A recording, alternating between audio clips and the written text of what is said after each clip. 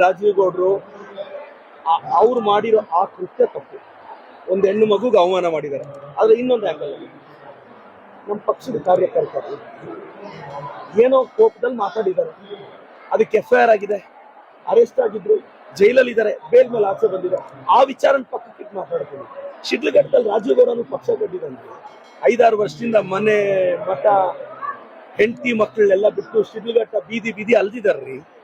ಏಕಾಏಕಿ ಒಬ್ಬನ ಪೊಲಿಟಿಕಲ್ ಕೆರಿಯರ್ನ ಹಿಂಗ್ ಎಂಡ್ ಮಾಡ್ಬಿಟ್ರೆ, ನಾನ್ ರಾಜೀವ್ ಗೌಡನ ಇನ್ಸಿಡೆಂಟ್ ಅಲ್ಲಿ ಸಮರ್ಪಿಸ್ಕೊಂತ ಇಲ್ಲ, ಆದ್ರೆ ಎಸ್ ಆ ಇನ್ಸಿಡೆಂಟ್ ತಪ್ಪೇ, ಆದ್ರೆ ಅದನ್ನ ಬಿಟ್ಟು ಹೇಳ್ತೀನಿ. ನಾನು ಪೊಲಿಟಿಕಲ್ ಕೆರಿಯರ್ ಮುಗಿಸ್ಬಿಡ್ಬೇಕಾ? ಇಲ್ಲ, ಅವ್ರ ಸಸ್ಪೆನ್ಷನ್ ಪಕ್ಷ ವಾಪಸ್ ತಗೊಳುತ್ತೆ ಅನ್ನೋ ಭರವಸೆ ನನಗಿದೆ. ಅಲ್ಲ ಸರ್, ಈಗ ನೀವೇನೋ ಒಂದು ಚಿಕ್ಕ ತಪ್ಪು ಮಾಡಿದ್ರೆ ನಿಮ್ ಕೆರಿಯರ್ ಎಂಡ್ ಮಾಡ್ಬಿಟ್ರೆ, ಇಲ್ಲ ರಾಜೀವ್ ಗೌಡನೇ ಮುಂದಿನ ಬಾರಿ ಶಿಡ್ಲಘಟ್ಟ ಅಭ್ಯರ್ಥಿ ಆಗಬೇಕು, ಗೆದ್ದು ಬರ್ತಾರೆ. ಯಾಕೆ ಪಕ್ಷ ಕಟ್ಟಿಲ್ವಾ ಶಿಡ್ಲಘಟ್ಟದಲ್ಲಿ? ನೋಡಿ, ರಾಜೀವ್ ಗೌಡನ ಯಾರೋ ಸ್ಥಳೀಯವಾಗಿ ಟಾರ್ಗೆಟ್ ಮಾಡಿದ್ದಾರೆ, ಅಷ್ಟು ಮಾತ್ರ ನಾನು ಹೇಳ್ಬಾರ್ದೆ.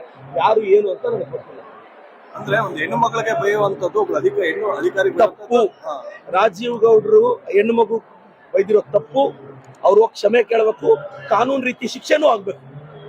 ಅದನ್ನ ಪಕ್ಕಕ್ಕಿಟ್ಟು ಅದೊಂದು ತಪ್ಪಕ್ಕೆ ಅವ್ರ ಕೆರಿಯರೇ ಮುಗಿಸೋದು ತಪ್ಪು ಅಲ್ವಾ?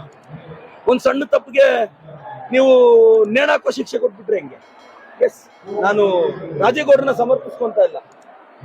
ನಾನು ಮತ್ತೊಮ್ಮೆ ಇನ್ನೊಂದು ಹೇಳ್ತಾ ಇದ್ದೀನಿ ಸರ್, ಮಾಧ್ಯಮದವ್ರಿಗೆ ನಾನು ರಿಕ್ವೆಸ್ಟ್ ಮಾಡೋದು,